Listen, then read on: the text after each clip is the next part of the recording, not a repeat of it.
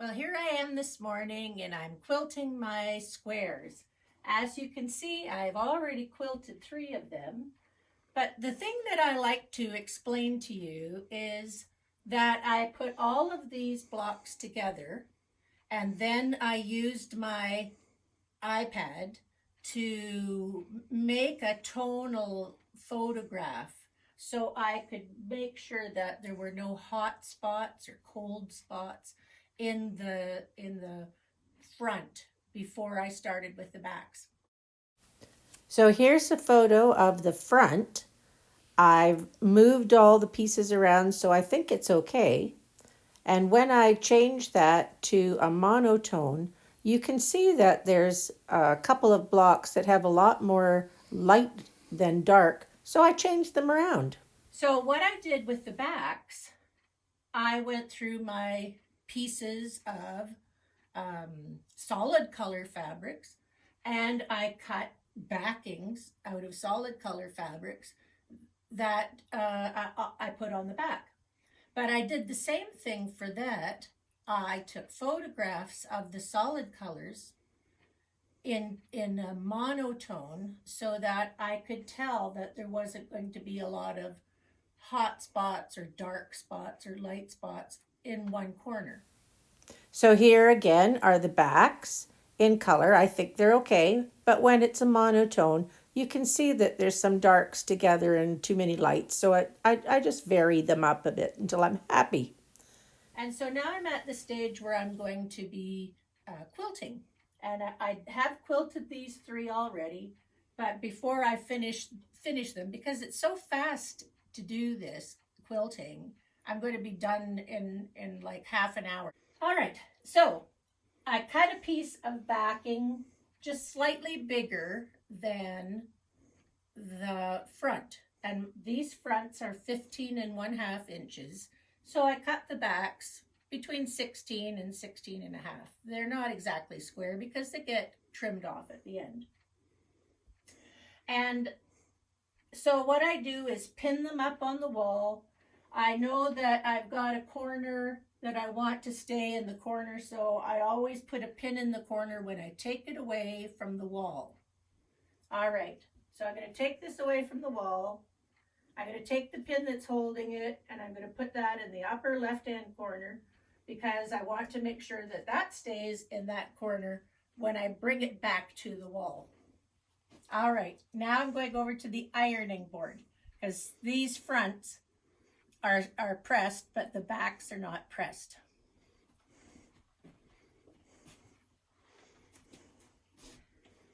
So at this point, I could take the back and lay it down and give it a nice iron. The worst thing is to have a crease in it and not see it when you want to quilt it. So here what I've done on this part of my desk is I have taken one of my rolls of batting bits, opened it out, and cut pieces that were 16 inches, but they're not square, so I have to make it a little bit bigger. And most of the time when I make things a little bit bigger, I get my roll of iron-on tape. But because of the way I'm quilting these, I think this time all I really need to do is just overlap it a little bit, put a row of machine stitching along there, and then it's going to be fine. The bump doesn't show. I've tried it a couple of times and it doesn't show. So I just overlap this a little bit like that. I go to my sewing machine, which is set up here for quilting, and I just am going to stitch along the edge with my walking foot, and that holds them together.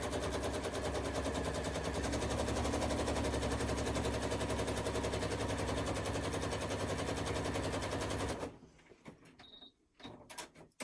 if I was really concerned about it, I would take that tape that I have and I would put it over the edge and just flatten it down, but it's not going to worry me this time.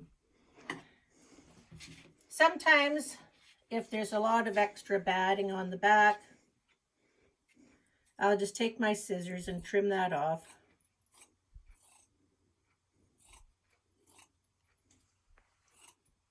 But again, I don't think that's going to worry me this time if I don't do it.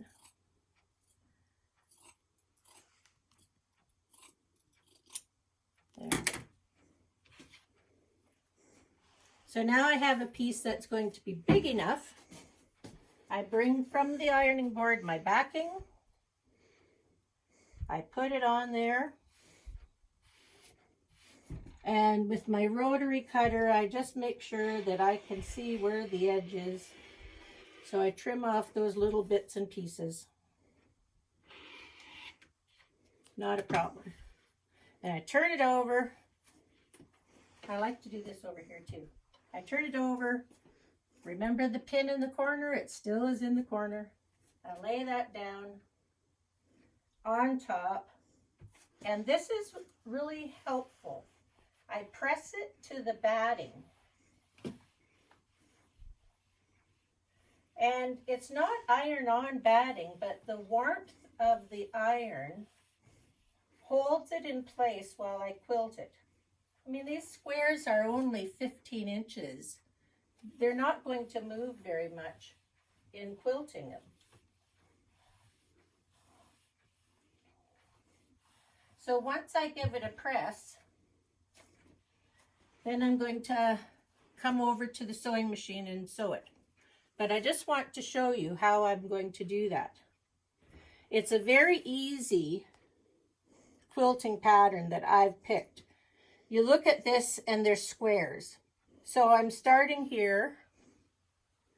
I'm going to go right along there to the corner, across, up this side, and across. From here, I'm going to come over to this one, do the same thing. Come back. Over here, I'm going to go across here, here, and up there. Then I go all the way around the outside and trim off the edges. Now I'll show you one that's done. On the back, there's a nice grid pattern. And because I'm using a variety of colors, I also am using a variegated thread on the back. And it's just a nice quilting pattern.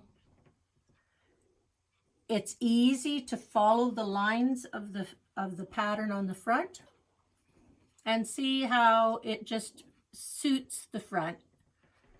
I'm also using, I'm also using on the front a variegated color of thread because there's so many bold colors on here. A white would stand out, a black would stand out, a gray would stand out. So if it's variegated, it kind of blends in with parts and parcels, but it's that's what I'm doing. So I'll show you how I quilt it. It's going to be a fast quilt. So I start at one of the corners of a square right here. Lift the presser foot up a bit. Yep, good. It's a walking foot.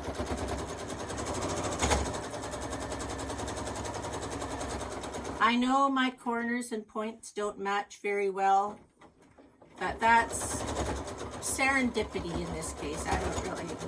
I'm not fussy about it here.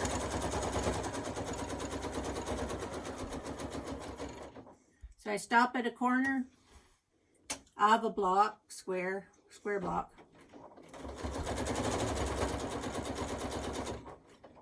Stop at a corner, needle down, turn.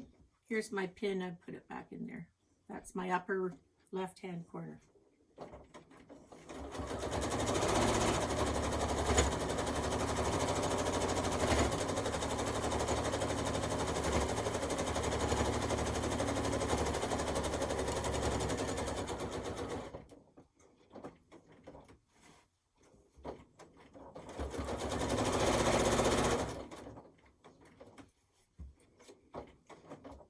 So that's 4 around. So now I go over, just travel over to the next one.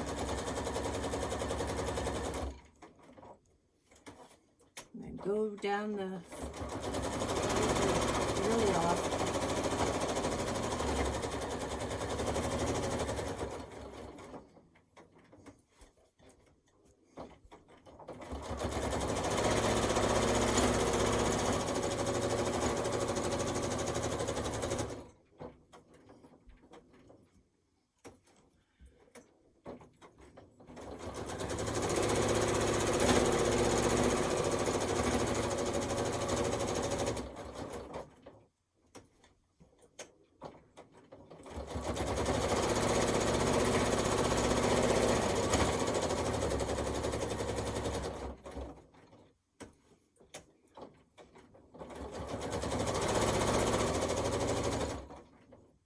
So sometimes when you are using a lot of scrap fabrics that people have given you, some of the quality of the fabric is not as good as others.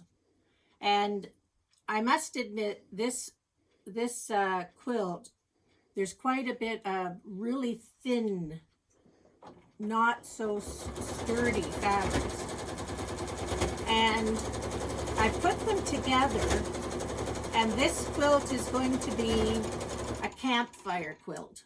When the grandchildren go out and have their bonfires in the backyard and go camping, it's going to be one of those quilts that gets dragged along to the cottage or to the park.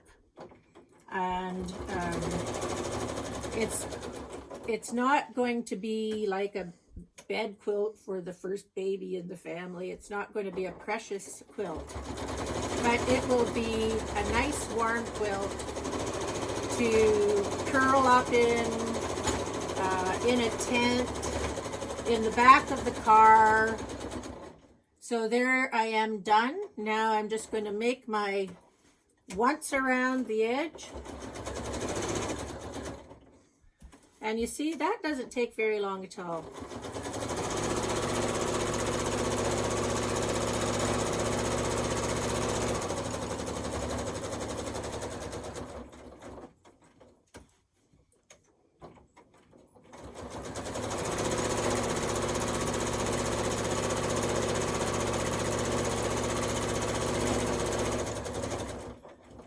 So when I pick out fabrics for a project, and this is really a very scrappy little project, I like it. It's a nice pattern, and I like the bright colors. But when you're picking and choosing the types of fabrics you want to use from a scrap bag, sometimes some are gems and sometimes some are really not very good. So if you want to have an heirloom quilt, and you want to have something that is going to last for decades, pick the quality of fabric on the front and the back that is going to last a long time. They're going to get washed, they're going to get dragged across the floor, they're going to be used all over the place. This one, I know where it's going. It's going to go in the back of a car or a truck, and it's going to go camping. So I know it's not going to be a long-lasting quilt. It's going to get very rough treatment. And making it out of pieces, not having any real cost to this, except my time, doesn't bother me. I'd rather have something that's useful and serviceable for a period of time and use the things that I've got, rather than go and buy a bunch of expensive fabrics and know it's going to get dragged around the ground out by a campfire. That would really irritate me. But I know how kids are, and I know it's good to have something. See, all done. Done. That took me about 5 minutes, I think. I can finish the rest of them before lunchtime, I think. It's going to be an easy quilt. Then I'm going to take solid strips and join them together with Quilt As You Go. But for now, I'm going to leave that. I'll finish them off and then I'll show you the strips. And that's it for now. I've got this part already done. It's been quilted.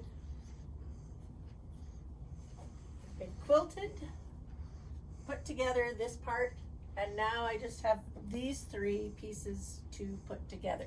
I usually have a strip of fabric here that's going to be the part that goes across here, so I've just got to keep them in order. So I take them off here, and then I go over to my sewing machine here, and I always have the top part towards me, and I take the one that is the bottom, because that's the one that's the bottom, and I take my strip. This strip is 1 3/4 of an inch pressed in half, and it goes on one edge, and the strip that I use on the underside is 1 1/4 inches, and this time I'm using solids as my sashing strips. So all 3 of those layers, the top, the quilted piece, and the bottom, are good sides to the fabric, and I sew them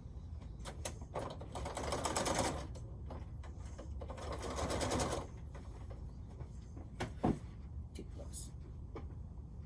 Sew them all. So once again, I just want to keep the edge of the underside sashing on the edge of the quilted piece. And because it's only 15 inches long, I don't need to pin it. You can pin it if you want to, but I don't pin it. And once again, I just use the edge of the presser foot as my guide.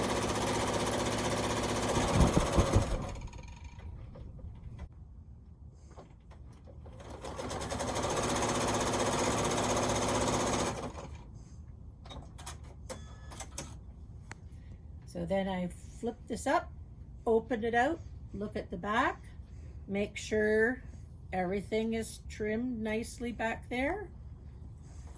This is going under my presser foot now, and these 2 edges that are sewn to the back piece are going to lie flat. Just press over the folded piece on the top, and I sew close to this edge. Sometimes I sew on both sides, that edge and that edge, to make it look more uniform. But as I said, this is going to be a campfire quilt, and I think one edge is going to suffice. If I were making it as an heirloom, I'd probably want to stitch these by hand, so you wouldn't see the stitching at all.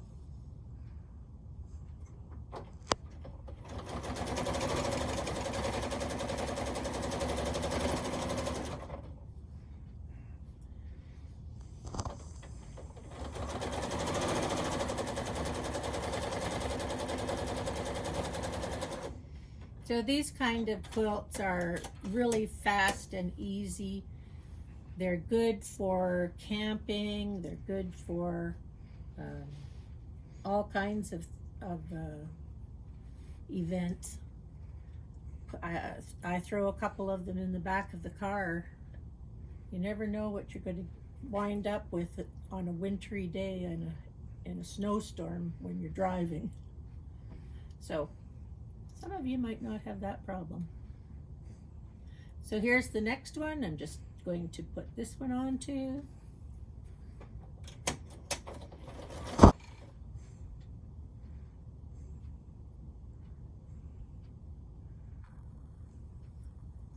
This is a great way to use up a lot of different colors. I'm enjoying this.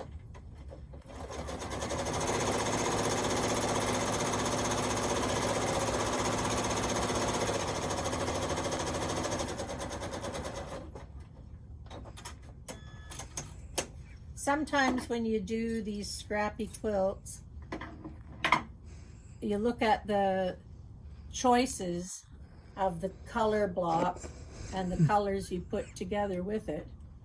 And some of them turn out to be really nice. Some of them are not so great, but if you're looking at things like that as choices for a quilt, the colors on here are always exciting to see how they look together. Sometimes I wouldn't have thought to put them together, but for a scrappy quilt, you never know.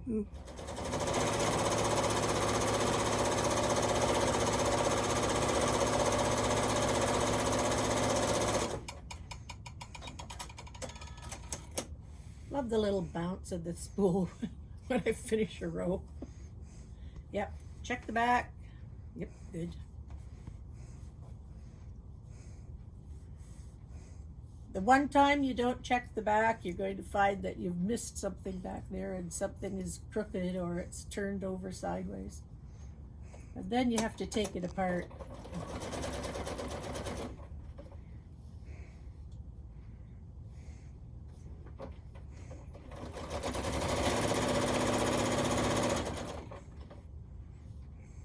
Now you don't want to overlap them, or you don't want to stretch them far apart. Just keep the two sides butted up together, and this top piece will always fold over correctly into the right place.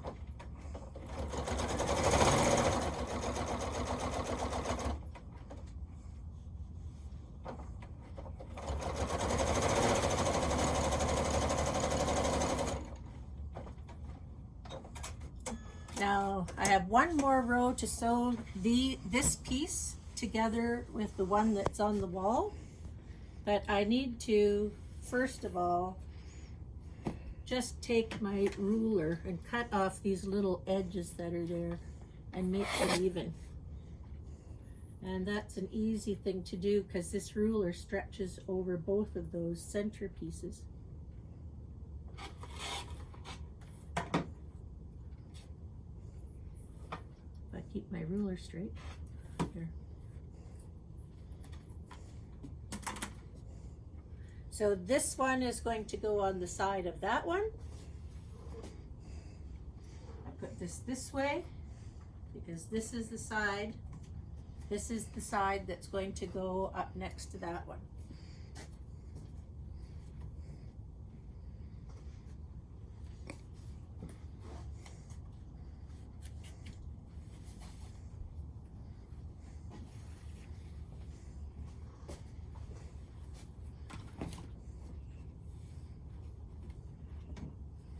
So usually I just put 2 pins in because there's only 3 sections to join together, really. And what I do is I like to try to get this sashing even with this sashing on this side. So I put a pin to stabilize this.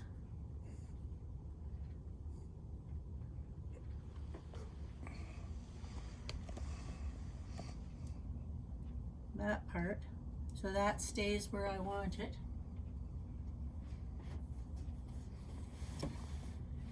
And this one up here, this line wants to match up with this line.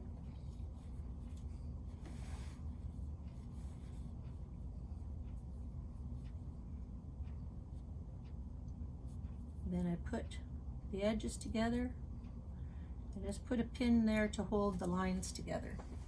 That's really the only place that I'm trying to keep lined up. Oops. So it's not a very big quilt. Not even taking this box off the edge.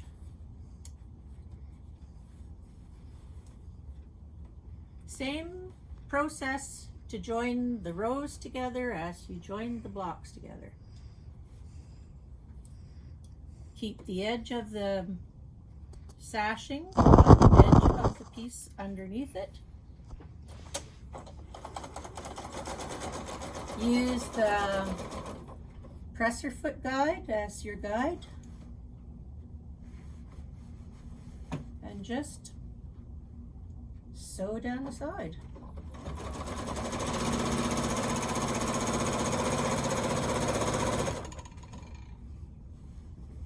I just don't want it to get cut by the pin.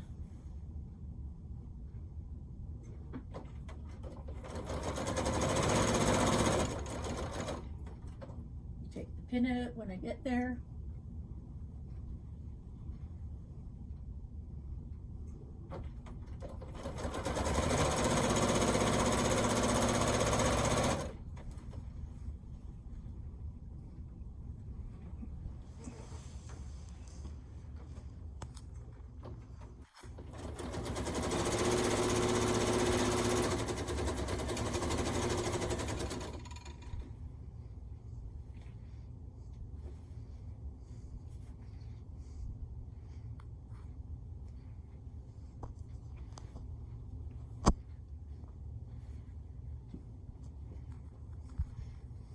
The only thing I really try to do is keep this piece parallel to the edge, or perpendicular to the edge, not on an angle.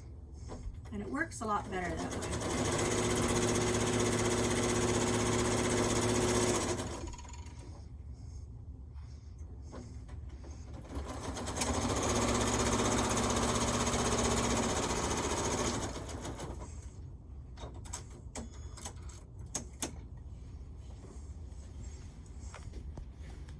Just look around at the back side to make sure there's nothing showing that I don't want showing. I put it under the presser foot again and just sew this last row. And all I have to do when I'm finished this is decide what I want to do with it next. I don't know if it's done now and I can bind it, or whether I should put another row all the way around. I'm gonna have to think on that for a day.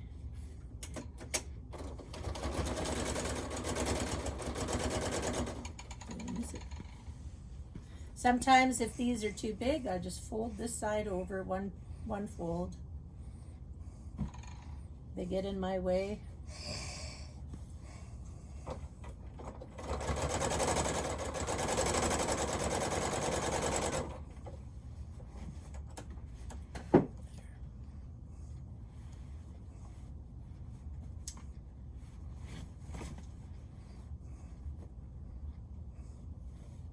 Just keep these two edges under here butted up together.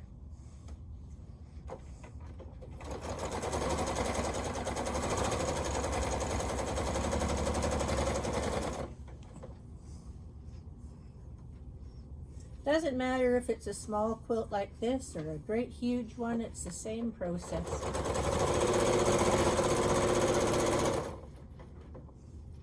I've made huge king-size quilts this way. Always works.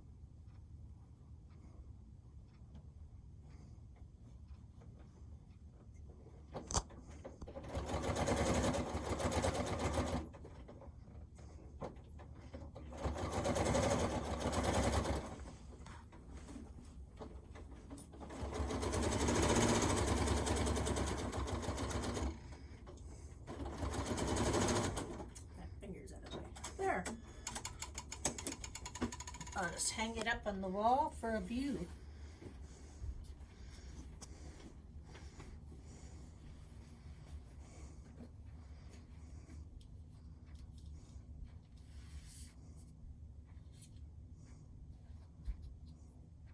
There's some pins in there. Something funky. All right. Straight. Pretty good.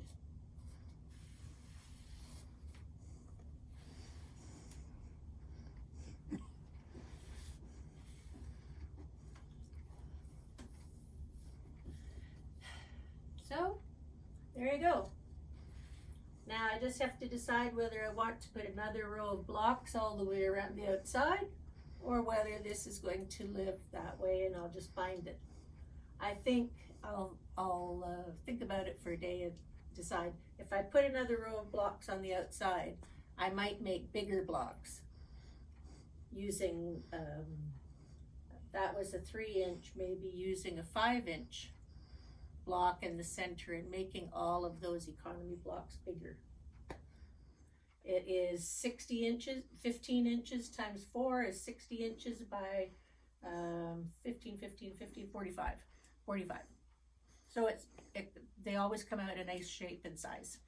So here's the back side. I used the same color of sashing all throughout, but each of the pieces were a different color. And it's a nice way to use up pieces of colored fabric that you have. You could use prints, you could use anything along the back, but I just used solid colors because I had a lot of smaller pieces that are hard to use up. In my opinion, they're hard to use up because I don't do any applique. It'd be great for people who applique. And then you can see I used a variegated thread on the back. So that helps to blend the thread color and it doesn't stand out quite so much. But anyway, that's the back. Back's done, front's done. Give me a thumbs up or a like or subscribe if you're not a subscriber. So that's it for now. I'll see what I'm going to do with it and I'll show you. If I make something different, I'll add another video. Enjoy! And the final touch is done. It is the binding around the outside edge. I decided just to make it this size and I'm very happy with it. So this is the end of another project. Bye for now.